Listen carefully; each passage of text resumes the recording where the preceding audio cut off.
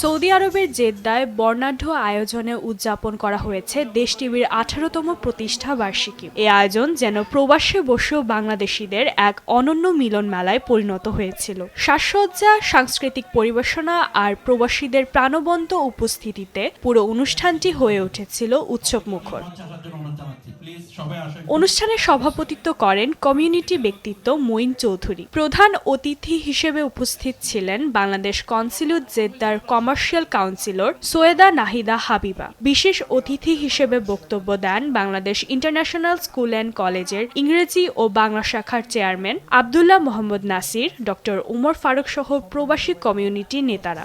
দেশ টিভির 18তম প্রতিষ্ঠা বার্ষিকী উপলক্ষে সত্যের সন্ধানে দেশ টিভির সকল দর্শকদেরকে জানাই অভিনন্দন এবং শুভেচ্ছা। বক্তারা বলেন, দেশ টিভি দীর্ঘদিন ধরে দেশ ও প্রবাসের মানুষের কথা দায়িত্বশীলতার সঙ্গে তুলে ধরে আসছে। বিশেষ করে প্রবাসী বাংলাদেশিদের নানা সমস্যা, সম্ভাবনা ও অর্জনের খবর প্রচারে চ্যানেলটি গুরুত্বপূর্ণ ভূমিকা পালন করছে। ভবিষ্যতেও বস্তুনিষ্ঠ সংবাদ পরিবেশনার মাধ্যমে দেশ টিভি মানুষের আস্থা ধরে রাখবে বলেও আশা ব্যক্ত করেন অতিথিরা। আমাদের বাংলাদেশের তথ্যগুলো সঠিকভাবে সুন্দরভাবে উপস্থাপন করবেন ইতিবাচক দৃষ্টিতে এবং সামনের দিকে এই পথ চলা খুব সুন্দর।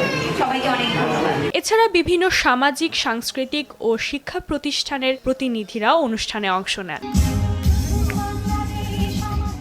আলোচনা পর্ব শেষে পরিবেশিত হয় মনোজ্ঞ সাংস্কৃতিক অনুষ্ঠান। এ সময় অনুষ্ঠানে অংশ নেয়া শিল্পীদের মাঝে সম্মাননা স্মারক তুলে দেন উপস্থিত অতিথিরা। একই সঙ্গে দেশ টিভির সৌদি আরব প্রতিনিধি সাংবাদিক রফিক চৌধুরীকেও বিশেষ সম্মাননা প্রদান করা হয়। সবশেষে উপস্থিত অতিথিদের নিয়ে কেক কাটা ও নৈশভোজের মধ্য দিয়ে শেষ হয় দেশ টিভির 18তম প্রতিষ্ঠা বার্ষিকীর এই বর্ণাঢ্য আয়োজন। নিউজ ডেস্ক, দেশ টিভি।